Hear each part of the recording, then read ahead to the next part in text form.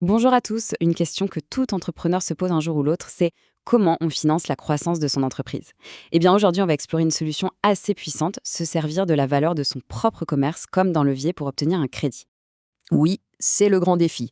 Que ce soit pour acheter du stock, investir dans du nouveau matériel ou même juste pour moderniser un peu le local, il faut de l'argent.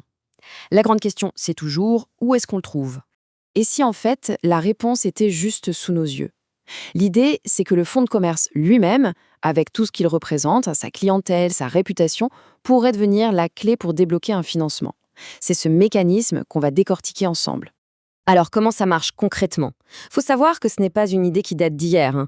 La loi a compris très tôt que pour que l'économie tourne, il fallait donner aux commerçants un moyen d'utiliser leur actif principal, c'est-à-dire leur fonds de commerce, comme une garantie. Le principe de base, il est vraiment simple. Une entreprise qui tourne avec ses clients, son nom, eh bien, ça a une valeur bien réelle. Et cette valeur, on peut s'en servir pour rassurer un créancier, que ce soit la banque, un fournisseur ou même le propriétaire des murs. Ok, mais comment on officialise tout ça d'un point de vue juridique? L'outil pour ça, il a un nom un peu technique, c'est le nantissement. Le mot fait peut-être un peu peur, mais vous allez voir, le concept, lui, il est plutôt direct. Alors oui, le Code civil utilise des grands mots. Il parle de l'affectation d'un bien meuble incorporel. C'est un point super important. On ne donne pas en garantie un objet physique, mais bien un ensemble de choses qu'on ne peut pas toucher. La clientèle, le nom de l'enseigne, le droit au bail, tout ce qui, mis ensemble, crée la valeur de l'entreprise. Et c'est là que la garantie prend tout son sens ou tout son risque. Ça dépend du point de vue. Si le remboursement ne se passe pas comme prévu, le créancier, il a le droit de forcer la vente du fonds de commerce pour récupérer son argent sur le prix de vente. C'est quand même la conséquence ultime de cet engagement. Attention, point absolument crucial ici, on parle bien d'un gage sans dépossession. C'est pas comme quand on va chez un prêteur sur gage où on laisse un objet. Non, là le commerçant garde son fonds, il continue de travailler, de faire son chiffre d'affaires, et c'est logique en fait, c'est bien cette activité qui va permettre de rembourser la dette.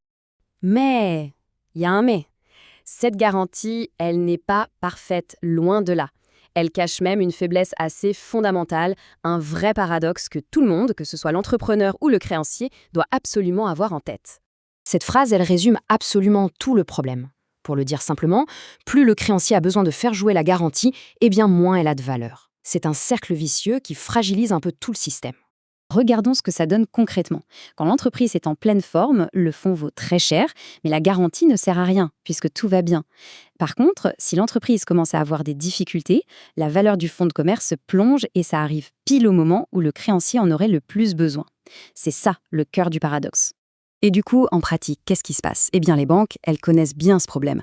Elles vont souvent considérer que cette garantie seule, ça ne suffit pas. C'est pour ça qu'elles demandent presque toujours un petit quelque chose en plus, le plus souvent une caution personnelle du dirigeant. Et là, s'engage son patrimoine privé. Bon, maintenant qu'on a bien compris le principe et surtout ses limites, passons à la pratique. Pour qu'un nantissement soit valable, il y a des règles assez strictes à suivre. Elles concernent le propriétaire, le fonds et bien sûr la dette qu'on garantit. D'abord, la personne qui met le fonds en garantie, qu'on appelle le constituant. La règle de base, c'est qu'il doit être le propriétaire du fonds. Un simple locataire-gérant, par exemple, ne peut pas le faire. Et comme ça peut potentiellement mener à la perte du fonds, la loi considère que c'est un acte grave et donc il faut avoir la pleine capacité juridique pour le faire. La question de savoir qui a le pouvoir de décider peut aussi être un peu complexe. Par exemple, si le fonds appartient à un couple marié sous le régime de la communauté de biens, il faut l'accord des deux. Pour une grosse boîte, une société anonyme, c'est le conseil d'administration qui doit donner son feu vert. Toutes ces règles, elles sont là pour protéger les intérêts de tout le monde. Ensuite, il y a des conditions sur le fonds lui-même. Il faut que ce soit un fonds de commerce, un fonds artisanal ou agricole. Ça veut dire que les professions libérales, comme les médecins ou les avocats, sont exclues du dispositif.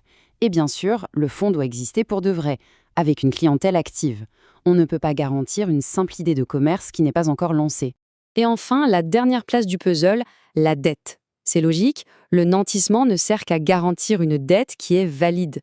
Si, pour une raison ou une autre, la dette est annulée, la garantie tombe avec. On peut garantir un prêt qu'on a déjà, un découvert qui pourrait arriver, ou même la dette de quelqu'un d'autre. On arrive maintenant à une étape cruciale. Vraiment, s'il y a une chose à retenir, c'est ça, les formalités. Un simple accord oral entre deux personnes, ça ne vaut rien. Pour que la garantie soit légale et qu'elle protège vraiment, il faut suivre une procédure très précise. En fait, c'est simple, il y a deux choses absolument obligatoires. Premièrement, il faut un acte écrit. Ça peut être un papier signé juste entre les parties, on appelle ça un acte sous seing privé, ou alors un acte fait chez le notaire, un acte authentique. Et deuxièmement, tout aussi important, il faut faire une inscription au greffe du tribunal de commerce. Et là-dessus, la loi, elle ne rigole pas du tout.